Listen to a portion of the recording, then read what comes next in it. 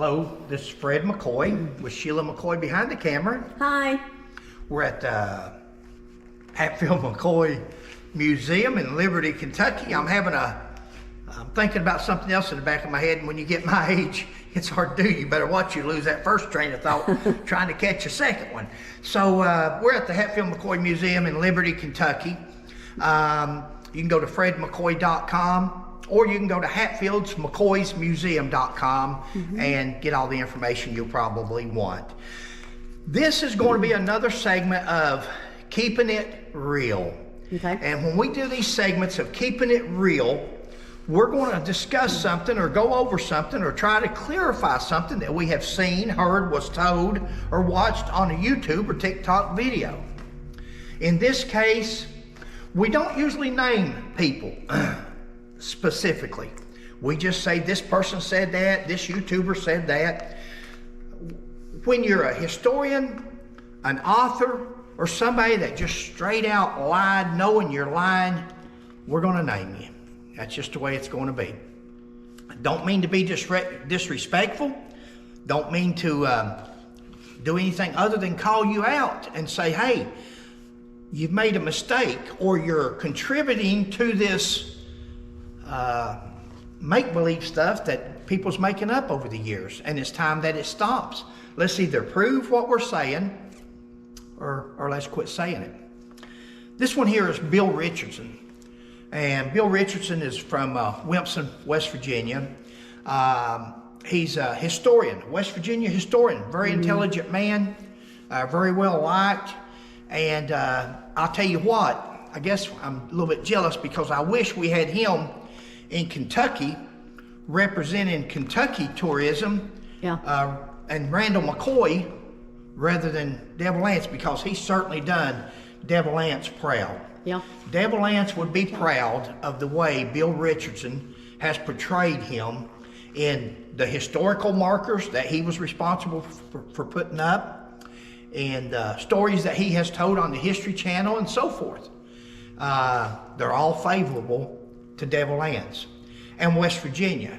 But again, he is the West Virginia historian. But with being a historian, whether you favor one side or the other, should still try to be on the level. So we're going to call Bill out, because Bill, I was watching a video the other day, and Bill Richardson says Anse's house was burned, I believe. And with all the history and stories that's out there, that I believe comment is a telltale sign. When somebody says, it may be a rumor, or I believe, I think, when they say that, just mark it off. Mark it off. They're just trying to cover themselves. It's like when a police officer's in court and you're testifying, and they say, did you do that to the best of my knowledge? Well, answer yes or no, to the best of my knowledge, or the best I can recollect, best I can remember. And the reason they're doing that is perjury. That's a good sign that may be some perjury going on, because if they answer, yes, I did that, or no, I didn't, that's a perjury charge. But if they say, to the best of my recollection, or I think so, then you can't get a perjury charge there, because they don't remember they're saying.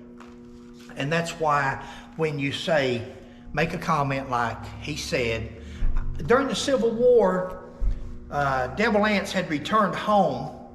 Some call it desertion. Well, it was desertion. But his family had been threatened and his house had been burned. There's never, ever been any evidence that Devil Anse had a house burned by anybody while he was alive. Now, there's the house that was burned after Devil Anse moved to Logan County, and after Devil Anse had passed away. That house right there was given to his youngest son, Anse Hatfield, which was the grandfather of a friend of ours, Stephen Hatfield. Stephen and Debbie Hatfield. They lived right up the road from the graveyard, and they're both deceased now. But Stephen was Devil Anse's great-grandson, and he was Anse Hatfield's grandson. Yep. His father was Handsome Jack Hatfield. There's a tombstone up on the Hatfield Cemetery, Handsome Jack. That was Stephen's dad. In fact, Stephen is buried off to the right of Handsome Jack now, him and Debbie. After Tennis inherited that house, he set fire to it and burned it down to get insurance money. So the house did ultimately burn. Right. That house did. You got to understand, when Devil Anse was in the Civil War, for the couple of months that he was there, he lived in just a little ways off from Matewan there. And that's the house that he lived in. That house was never burned. So once again, all we're trying to do here is clear up some another misconception that there's no books, there's no record, there's no history, there's no stories even up to that point when he spoke this into history. And when you have a historian that makes a comment like that, people, they don't pay attention to those two words, I think.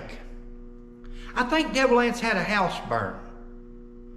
I think, or I believe. That's not right. That's not a historian. That's not an author. That's an opinion, or that's a line that's made up to give Devil Anse some more credibility. You know, we were talking about a while ago about him being a great historian for West Virginia, for representing Devil Anse Hatfield, and he is. You know, our Kentucky tourism, or Pike County tourism, we've got a monument sitting at Blackberry. Now, Randall McCoy was from Kentucky. Devil Anse was from West Virginia, but we had Hatfields and McCoys on both sides of the river. Right. Hatfields and McCoys that favored each other on Kentucky and in West Virginia. We've got a monument sitting on Blackberry Creek at the Blackberry Fish Pond, just 2,000 feet from where I was born and raised. And they've got a monument set up there, and it's got Johnsy on one side, Rosanna on one side, Randall on one side, and Devil Anse on one side. Yeah. At one time, they had Devil Anse facing the road. Right when you drive up and down the road, you can see Devil Anse. That was the first thing you saw, yeah, his picture. And who was on the back? Randall, facing the hillside. Randall McCoy, the Kentuckian, the man that represented the Kentucky side of the Tug River, and they had him facing the mountainside. Yep. You wanted to see Randall McCoy, you had to get out of your car, go all the way over there, walk around on the back side, and you could see Randall. They've changed it a little bit now. We protested it many years ago, and now they've got it more of on an angle to where it's nobody's facing the hill exactly. They've got a corner facing. Yeah.